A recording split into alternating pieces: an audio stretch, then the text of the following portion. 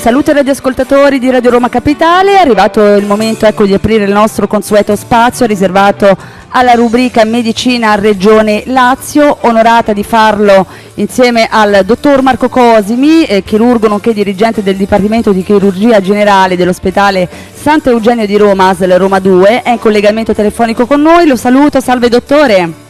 Salve Deborah, grazie a lei e grazie ai spettatori.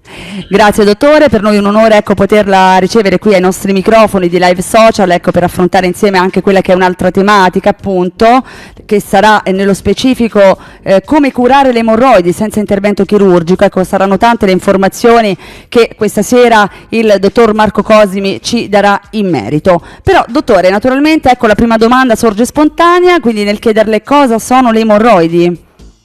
Sì, dunque le emorroidi sono una patologia che consiste di due danni anatomici precisi che sono essenzialmente definiti quale il prolasso della mucosa emorroidaria o del canale rettale. Il retto è l'ultimo tratto dell'intestino ed è individuato come lo scivolo delle feci, ha la forma di una banana, ha concavità anteriore e funzionalmente è proprio lo scivolo delle feci, le quali devono scivolare correttamente qui. Purtroppo nello scivolare in alcuni individui può avvenire che la mucosa più interna del cilindro del retto si scolli più o meno lungo tutta la lunghezza di questo tratto che si chiama retto, e quindi questo è proprio definito il prolasso, esattamente questo, quindi uno scollamento di tutta la mucosa che è a contatto con le feci e che è provocato proprio dallo scivolamento fecale, che purtroppo in alcuni soggetti può predisporre a questa condizione che noi chiamiamo prolasso della mucosa emorroidaria o della mucosa rettale. Quindi è un prolasso, è uno scollamento della mucosa. L'altro grande danno anatomico è la presenza di numerosissime varici anorettali. Il tratto anale o anorettale l'ano sono gli ultimi 2 centimetri dell'intestino, il retto è immediatamente l'ultima parte, gli ultimi 15 centimetri. Quindi si tratta di una vasta rete venosa che è immediatamente dietro a questo prolasso, quindi è coperta dalla mucosa e normalmente contenuta dalla mucosa che deve essere sana, non prolassata o scollata, e che invece non più contenuta si farà tutta globalmente varicosa. Questo perché ogni vena comunica con le altre 4-5 che gli stanno vicino, quindi creare una vasta rete. Dottore, ma io vorrei sapere, perché ci sono tanti punti interrogativi appunto sulle emorroidi, no? Insomma, posso definirle comunque una problematica anche abbastanza comune, che alcune volte magari si fa un po' difficoltà anche a parlarne con il proprio medico. Poi naturalmente mi dica lei se sbaglio in questo, però a cosa servono, perché importanti? È importante perché è una patologia che indubbiamente più passa il tempo e più abbiamo modo di studiarla, più abbiamo conoscenze nuove nel campo medico-scientifico e più riusciamo a comprendere che è la punta di un iceberg, vale a dire che la parte emergente di cui spesso il paziente si accorge è soltanto la punta veramente di un iceberg, di un problema molto più vasto, di un problema che ha anche degli aspetti non solo anatomici ma anche funzionali.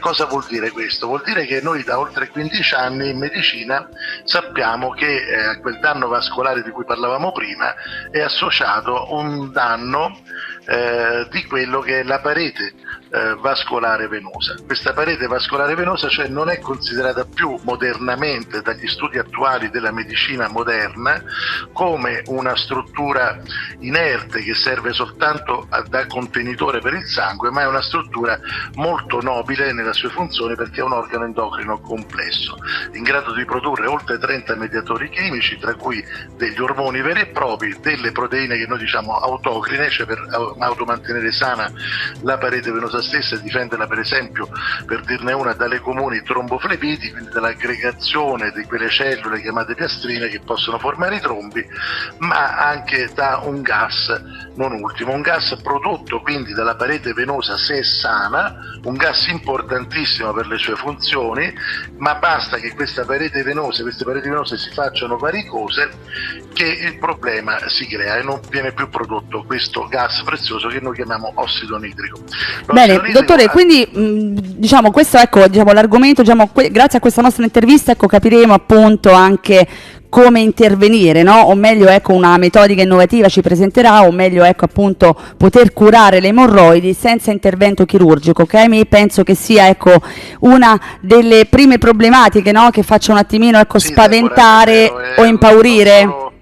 Non solo è importante proprio per superare quello stress anche psicologico comprensibilissimo di tutti i pazienti, certo. Perché la regione anale è una regione delicata e non dimentichiamo che rappresenta anche sotto il profilo psicanalitico un primo passo di individuazione dell'io, il bambino che percepisce che da sé escono le feci e che questa materia fisica non fa parte del suo io e costituisce e rinforza lo stesso io. Quindi di fatto è un momento delicato, è un momento, quello evacuativo, molto particolare, che va rispettato, ed è importante l'ambulatorialità, la mini-invasività, ma è importante anche l'efficacia.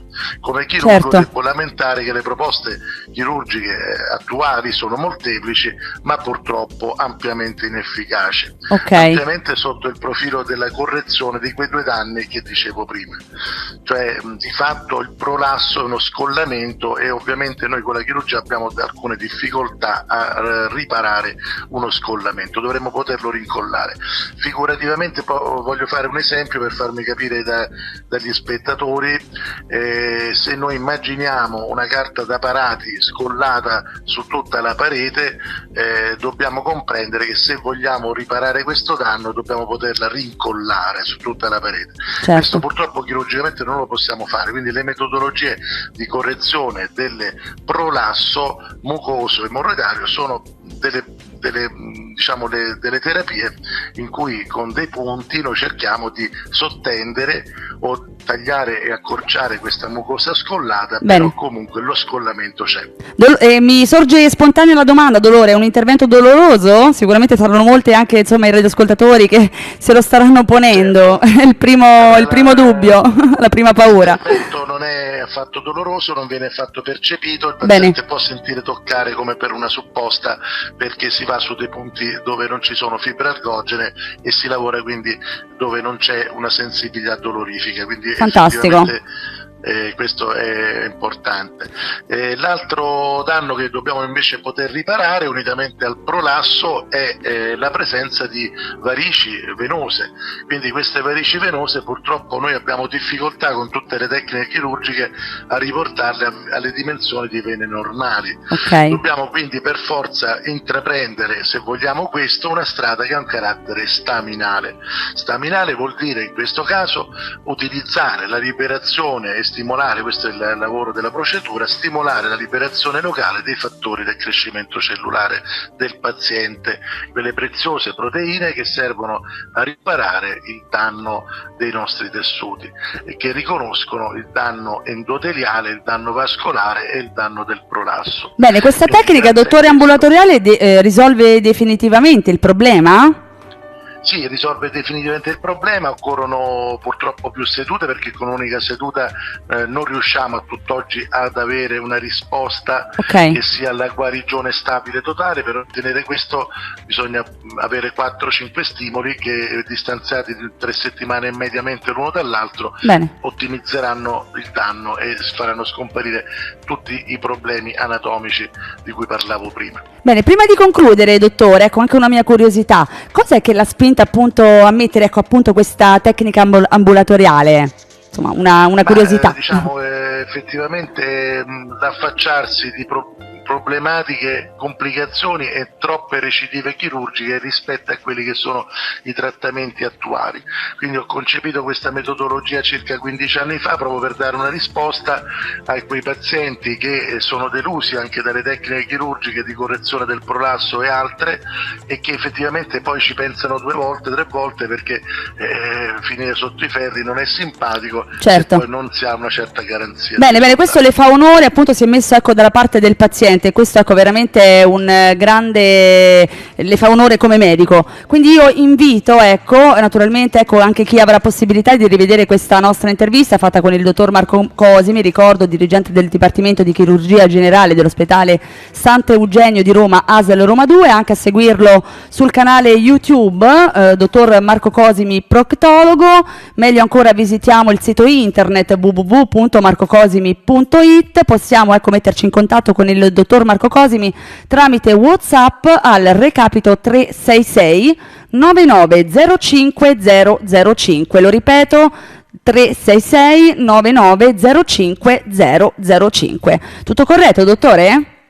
Tutto corretto, grazie. Benissimo, siamo noi naturalmente che ringraziamo lei, ovviamente l'aspettiamo per una prossima intervista per affrontare insieme anche un altro argomento. Grazie ancora. Grazie di cuore.